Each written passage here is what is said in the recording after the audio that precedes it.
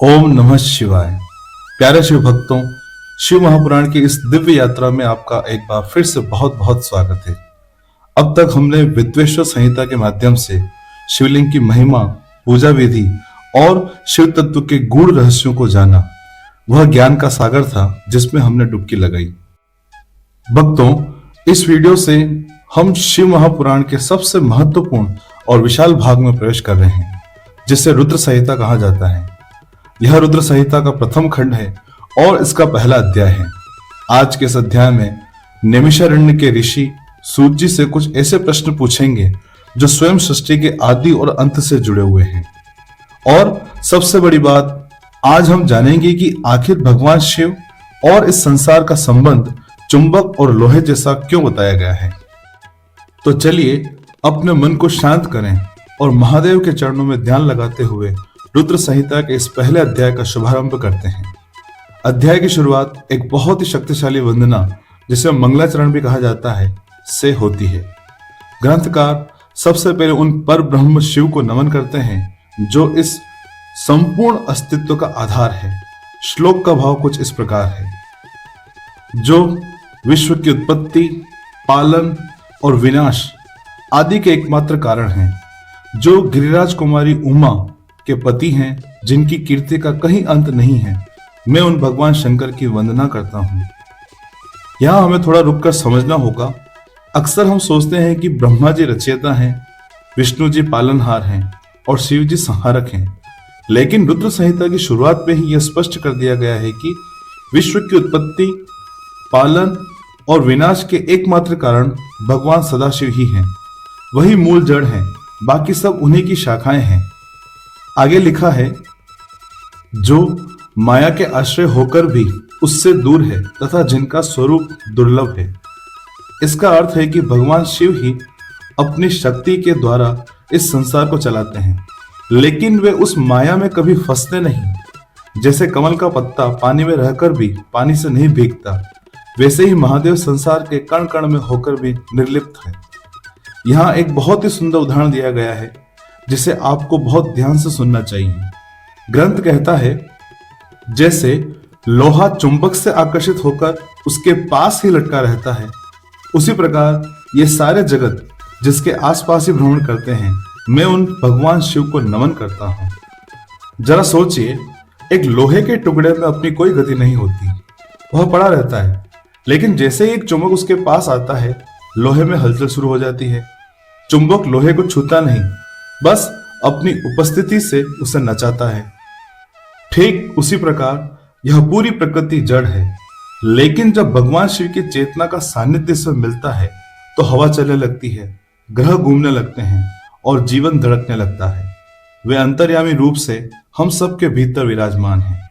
ऐसे देवाधिदेव महादेव को हम कोटि कोटि नमन करते हैं। शिव तत्व की इस गहन वंदना के बाद दृश्य बदलता है। नैमिषारण्य तीर्थ की ओर। वहां सौनक आदि 88,000 ऋषि मुनि एकत्रित हैं। उनके मन में अब केवल पूजा पाठ नहीं, बल्कि शिव के असली स्वरूप को जानने की तीव्र इच्छा जाग उठी है। ऋषिगण हाथ जोड़कर सूत जी से कहते हैं, हे सूत जी, अब आप हमसे भगवान शिव एवं पार्वती के परम उत्तम व दिव्य स्वरूप का वर्णन कीजिए।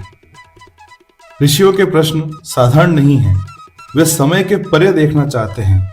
वे पूछते हैं, सृष्टि से पूर्व जब कुछ नहीं था, तब महेश्वर किस रूप में थे? सृष्टि के मध्य जब यह संसार चल रहा है, तब वे कहां और कैसे स्थित हैं? प्रलय काल जब सब कुछ नष्ट हो जाएगा, तब शिव की स्थिति क्या होगी? मित्रों, यह प्रश्न हम सबके मन का प्रश्न है। ऋषियों ने आगे पूछा, सभी लोगों का कल्याण करने वाले भगवान शिव कैसे प्रसन्न होते हैं और प्रसन्न होने पर अपने भक्तों को कौन कौन से उत्तम फल देते हैं? ऋषिगण अपनी बात को पुख्ता करते हुए कहते हैं कि हमने सुना है कि भगवान शिव महान दयालु हैं। वे अपने भक्तों को कष्ट में नहीं देख सकते। यह शिव पुराण का मूल मंत्र है, शिव की दयालुता। वे ओढ़रदानी हैं। इसके बाद ऋषियों ने एक बहुत ही क्रांतिकारी बात कही, जो शायद कई लोगों को चौंका सकती है। उन्होंने कहा, ब्रह्मा, विष्णु और महेश, ये तीनों देवता शिव जी के अंग से ही उत्पन्न हुए हैं। ध्यान दीजिएगा, यहाँ जिस शिव की बात हो रही है वे सदाशिव हैं, जो निराकार पर ब्रह्म हैं। उन्हीं से त्रिदेव की उत्पत्ति हुई है। ऋषिगण प्रार्थना करते हैं कि हे सूत जी, आप हमें शिव जी के प्राकट्य, देवी उमा की उत्पत्ति, उनके विवाह और उनके गृहस्थ जीवन की अनंत लीलाओं को सुनाइए। ऋषियों की इतनी गहरी जिज्ञासा और भक्तिपूर्ण प्रश्न सुनकर परम ज्ञानी सूत जी का हृदय गदगद हो गया। एक वक्ता को सबसे ज्यादा आनंद तब आता है जब श्रोता के मन में सच्ची भूख हो सुनने की। सूत जी मुस्कुराते हुए बोले, हे ऋषियों, आप लोगों के प्रश्न पतित पावनी श्री गंगा जी के समान हैं। सूत जी ने प्रश्नों की तुलना गंगा से क्यों की? क्योंकि गंगा जी तीनों लोकों, स्वर्ग, पृथ्वी, पाताल को पवित्र करती है। ठीक वैसे ही भगवान शिव की कथा बोलने वाले वक्ता को, पूछने वाले श्रोता को और वहां उपस्थित अन्य सभी लोगों को पवित्र कर देती है। सूत जी आगे कहते हैं, आपकी इस कथा को सुनने की आंतरिक इच्छा है, इसलिए आप धन्यवाद के पात्र हैं। दोस्तों, शिव कथा सुनने की इच्छा होना भी शिव की कृपा के बिना संभव नहीं है। सूत जी आगे शिव जी के स्वभाव का वर्णन करते हुए कहते हैं, भगवान शंकर का रूप साधु, राजसी और तामसी तीनों प्रकृति के मनुष्यों को सदा आनंद प्रदान करने वाला है।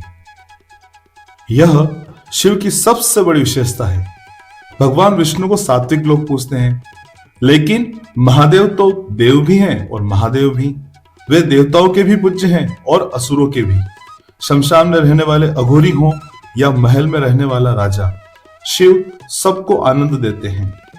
सूत जी कहते हैं कि जिनके मन में कोई तृष्णा नहीं है, ऐसे महात्मा भी शिव के गुणों का गान करते हैं, क्योंकि शिव भक्ति मन और कानों को प्रिय लगने वाली है और सभी मनोरथों को पूरा करने वाली है। अंत में सूत जी उस स्रोत का खुलासा करते हैं जहां से यह कथा आई है। वे ऋषियों से कहते हैं, हे ऋषियों, मैं आपके प्रश्नों के अनुसार ही शिव के चरित्रों का वर्णन करता हूं, आप उसे आदरपूर्वक सुने। सूत जी बताते हैं कि ठीक यही प्रश्न जो आज आपने मुझसे पूछे हैं, युगों पहले देवर्षि नारद ने अपने पिता ब्रह्मा जी से पूछे थे। जब नारद जी ने यह प्रश्न किया तो ब्रह्मा जी अत्यंत प्रसन्न हुए और उन्होंने नारद जी को शिव चरित्र सुनाया था। सूत जी कहते हैं, उसी संवाद को मैं तुम्हें सुनाता हूं, क्योंकि उस संवाद में भवसागर से मुक्त कराने वाले गौरीश की अनेकों आश्चर्यमय लीलाएं वर्णित हैं। तो दर्शकों, अब मंच तैयार हो चुका है। नैमिषारण्य में सूत जी वही कथा सुनाने जा रहे हैं जो सृष्टि के रचयिता ब्रह्मा ने नारद को सुनाई थी। इसका अर्थ यह है कि अगले अध्याय से हम सीधे ब्रह्मा जी के शब्दों में जानेंगे कि शिव कौन है। तो यह था रुद्र संहिता के प्रथम खंड का पहला अध्याय, ऋषिगणों की वार्ता। आज हमने जाना कि शिव केवल एक देवता नहीं, बल्कि वह चुंबक है जो इस जड़ संसार को चैतन्य करते हैं। हमने यह भी जाना कि शिव कथा गंगा के समान पवित्र है। अगले वीडियो में अर्थात अध्याय 2 में हम देखेंगे कि ब्रह्मा और नारद जी का संवाद क्या था। नारद जी आखिर ब्रह्मा जी के पास क्यों गए, उन्होंने क्या विशिष्ट प्रश्न पूछे। यह चर्चा बहुत ही रोमांचक होने वाली है। अगर आपको आज की यह व्याख्या पसंद आई हो तो कमेंट में हर हर महादेव लिखना न भूलें। भगवान शिव की कृपा आप पर और आपके परिवार पर सदा बनी रहे। मिलते हैं अगले अध्याय में, अगले वीडियो में। ओम नमः शिवाय।